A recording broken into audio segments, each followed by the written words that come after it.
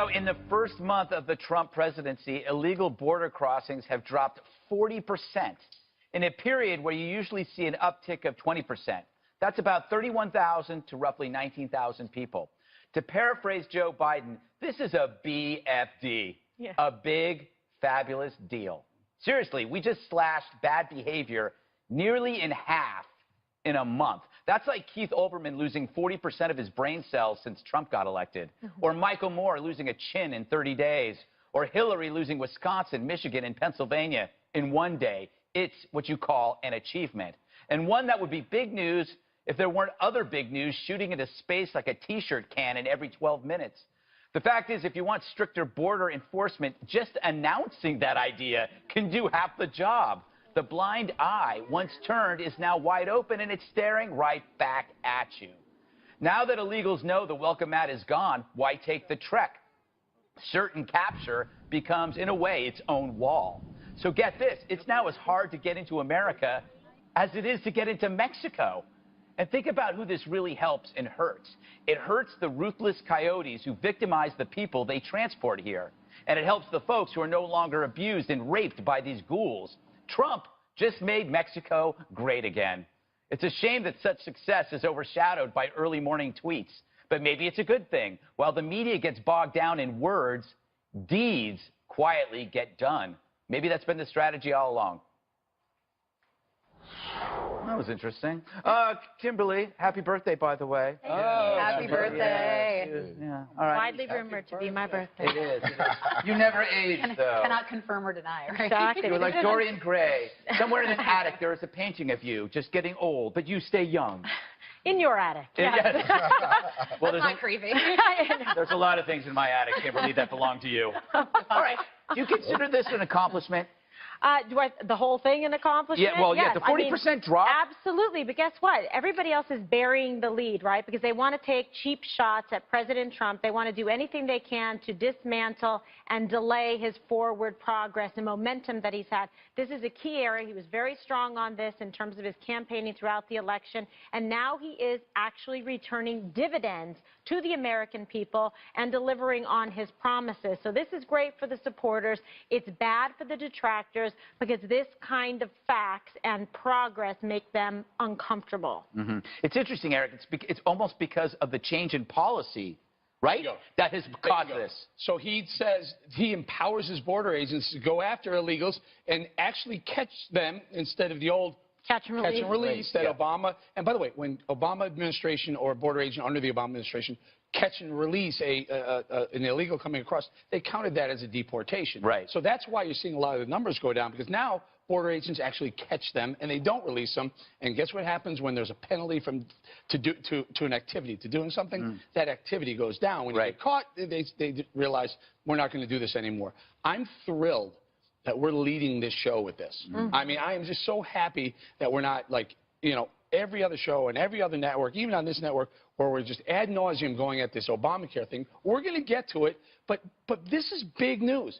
This is, as you point out, the crime that they're committing, but also the real economic damage that they're doing to Americans who are trying to work, and the economic damage they're doing to the American taxpayer when we're providing benefits for illegals.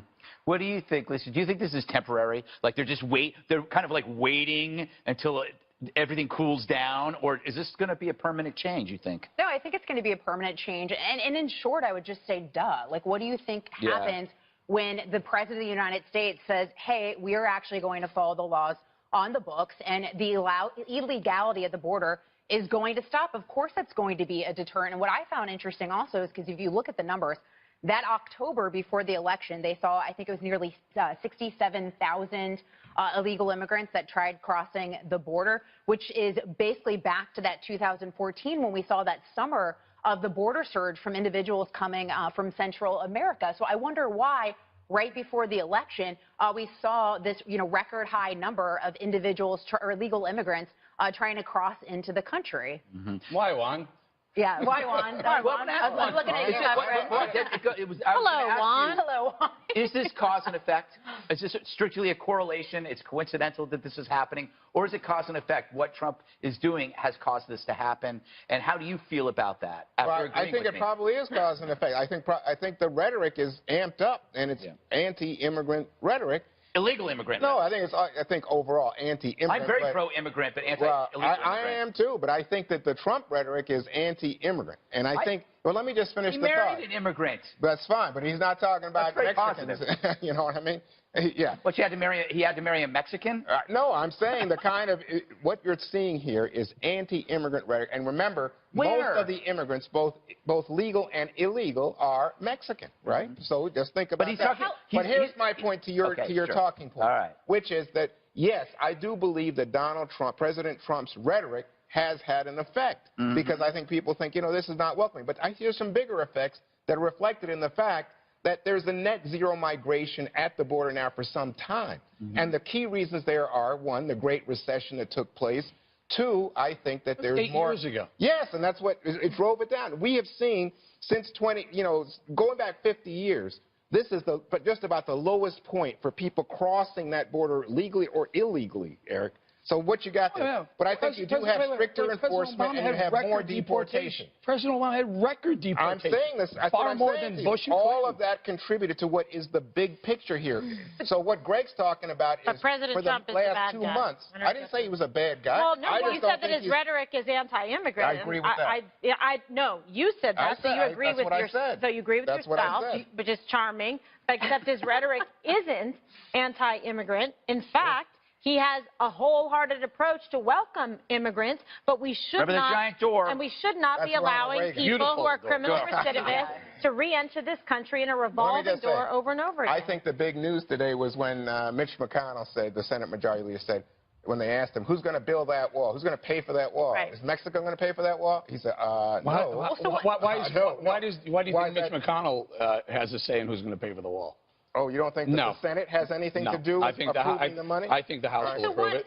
It doesn't matter if the Senate I think the House will approve it. If the Senate says no, if the Senate says no, Republican in Washington saying if the House approves and sends a spending bill to the Senate and says, we have this money for the wall. I mean, you think Mitch McConnell's not going to get 50 votes to say, let's pay for that wall? He's not going to get it. Oh, that's what you, I mean, this is fantasy. Good luck with re-election, then.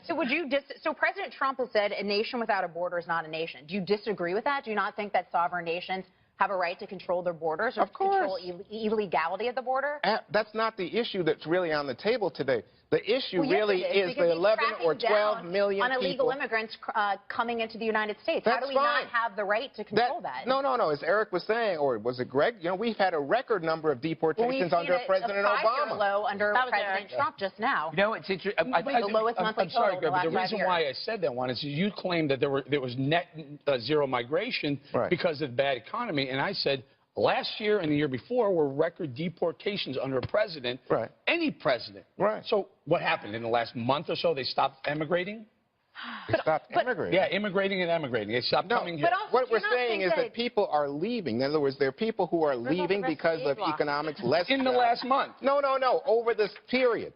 I mean, the one exception would be, I think it was 2014 when you saw this surge. I think Lisa mentioned when people were coming from Central America. Well, yeah, which we saw the lead-up of President Obama's executive action on immigration as well. It was the lead-up to that November announcement when we saw this record high. I wonder why. Also after DACA as well, because when you basically send a message to illegal immigrants that if you come here, we're essentially going to turn our back on it. Of course, we're going to. I want to get to something else because I'm always interested in what Jorge Ramos. I agree. Me too. He and Tucker Carlson got together, and Tucker Carlson has a show on Fox News doing pretty good. Yeah, not a bad show at all. I suggest you watch it. Here is Jorge and Tucker talking about what we were talking about. This is our country. It is yours, it is mine, and it is ours. The interesting thing is that with the Trump administration and many people who support Donald Trump, they think it is their country, that it is a white country, and they are absolutely wrong. This is not a white country. In 2044, this country, the white population will become a minority. It will be a minority-majority country. That's precisely what I'm saying. Latinos, Asians, African Americans, whites, it is our country, Tucker. But you know what he's doing, which is what kind of what I want to talk to you, Kimberly. Yeah, well, he's conflating concern over illegal immigration with bigotry. He's like, there is a difference between illegal immigration and legal immigration. He is actually being the bigot. He's conflating the two. We've heard that somewhere. At this table, I know. I was just pointing. Okay, but it's really true. But see, he needs fuel for his fire, so he's going to go that way. He's going to conflate because it's the only way that he can try and move the ball forward for his side by then saying that everybody else is racist. This isn't your country. This isn't a white country. It's our country. We're going to take it over. He's saying Latinos, Hispanics, Asians, etc. How is that anything that's unifying and bringing? How is that respecting immigrants when people have come from all over the world to be here in the United States? That's what makes this country great. Not being divisive and saying, no, this is just a country of minorities, or no, this is just a country for white Americans. I mean, he's really doing his argument and his people a disservice. So let me defend myself, and indirectly let me defend Jorge Ramos. Yes. Which is to say, one, guess what? I think it's like 90+% of the illegal immigrants in the country have committed no crimes. Okay. And yet, how is this discussion often framed by the President of the United States, who brings victims of crimes perpetrated by illegal immigrants into the docks of the Congress? What? That's a crime in itself, to come here illegally. That's why it's called illegal. Let me just say, that is so old at this point. These people are here. Most of them have been here for more than 10 years. They're not criminals. And that is the real discussion about immigration, legal and illegal in the United States. Just let me clear something up that Jorge Ramos has done, and he's done this time and time again, and Bob Beckel has even done it on this show. When you say that whites will become a minority in 2044, that's a very, very loaded thing to say. Whites will become a minority in 2044 if you include Hispanics and Asians as, when you look at ethnicity, not race. If you go by race, that number is not even close. Right now, the African-American population is 13%. 13%. Latin American population is 17%.